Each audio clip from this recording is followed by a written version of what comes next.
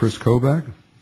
He's a professor of law at the University of Missouri, where he teaches constitutional law, immigration law, and American legal history. It is absolutely an unavoidable fact that our immigration policy has to be a central element of our anti-terrorism policy if you are dealing with foreign nationals who have to be present in the United States in order to carry out the attack. And we had two very timely reminders recently. We, of course, had the JFK airport bombers, or the would-be bombers, whose plan was foiled. And, of course, we also have the Fort Dix terrorist group.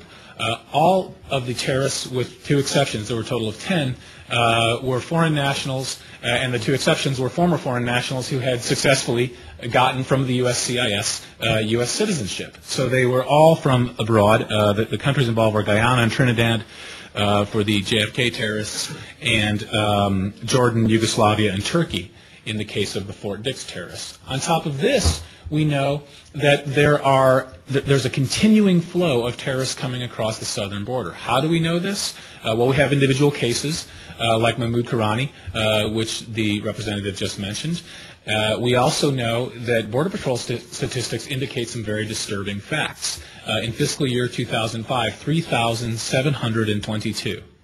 Remember that number, 3,722 people were apprehended coming across the southern border from nations that are either state sponsors of terrorism or are nations associated with an al-Qaeda presence, almost all of them in the Middle East. It's undeniable that terrorists have entered, we know specific cases, and that they are still entering across the southern border. So they're here. What then does this bill do?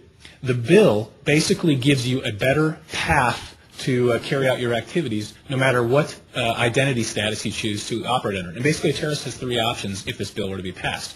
Let's look at option number one, operating in the United States under your undercover and not going in and presenting yourself to a USCIS office.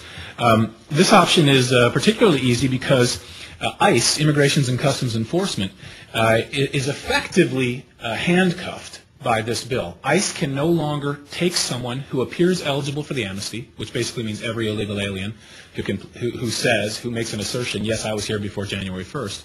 ICE cannot take that person and put him into detention and initiate removal proceedings unless there are some very narrow exceptions. But basically, ICE has to immediately offer that person a reasonable opportunity to apply for the amnesty.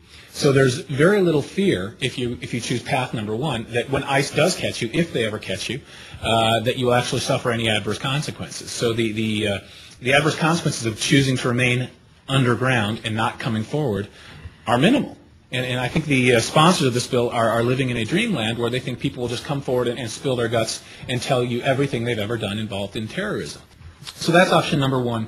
And if you do get caught by trying to attempt to remain illegal and unknown, all you have to do is choose from option number 2 or 3 because you're automatically presented with the option of getting the amnesty. Well, option number 2 is to use your real name to obtain the amnesty. And as Congressman Royce already pointed out, because there is only a one business day period, a little over 24 hours in essence, to check someone's background, using your own name is actually quite a feasible option, even if you have a terrorist background and have been arrested for terrorist activities in your country of origin.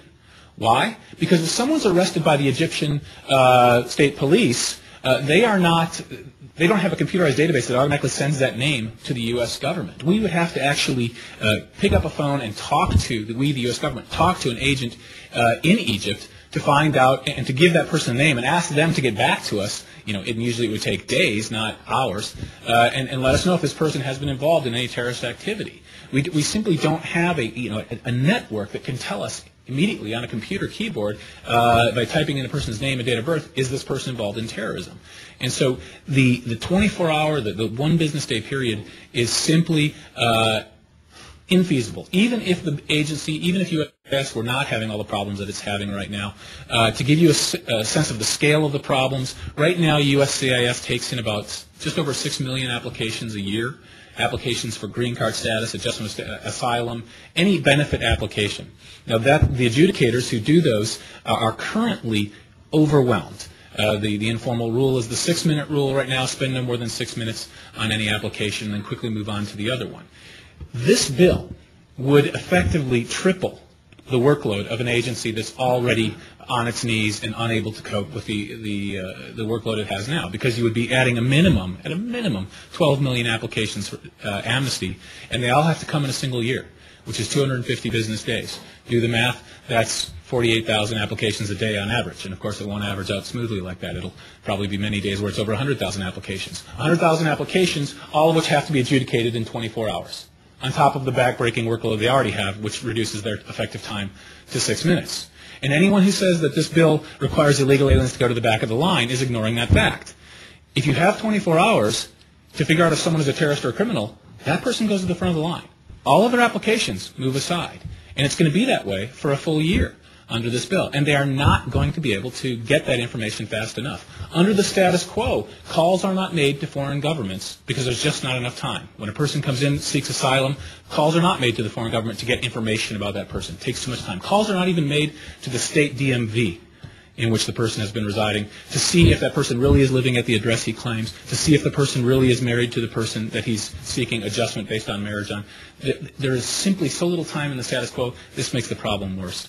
Third option, and that is, in my opinion, one of the most disturbing problems with this bill, is the option of just going in to USCIS once this bill were passed and creating a completely fictitious identity. Walking in and say, hi, my name's Rumpelstiltskin, or making up some other name and that has no negative terrorist associations attached to it, and demanding an amnesty. Why is it possible? Because there is no requirement in the bill for a passport, a secure identity issued by a foreign government, and the only truly secure one will be a tamper-proof passport with embedded biometrics, to simply say, yes, this person really is a person by that name. And so all you have to walk into the USCIS office with is 2 scraps of paper indicating that a person by the name you have chosen was present in the United States before January 1st. So you easily forge a remittance slip from Western Union saying that Rumpelstiltskin sent back to his home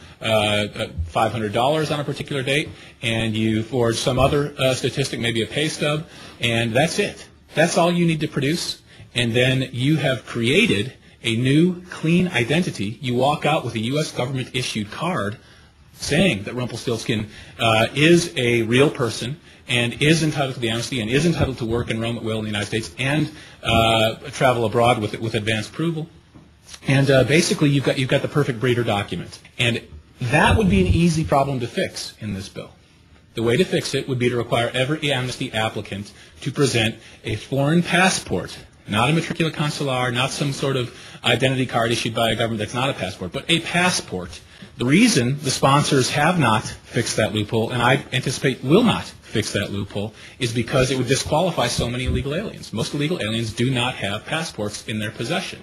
Making them get one would require them to go home to their country of origin, apply for a passport, get it, and do all of the necessary things one has to do to get a passport, and then come back and apply for the amnesty. And that would disqualify too many illegal aliens. And I think that fact, that loophole is not fixed, and I doubt it will be fixed, shows the real intention of the proponents of this bill. They are not interested in national security. They are more interested in handing out the amnesty to as many people as possible.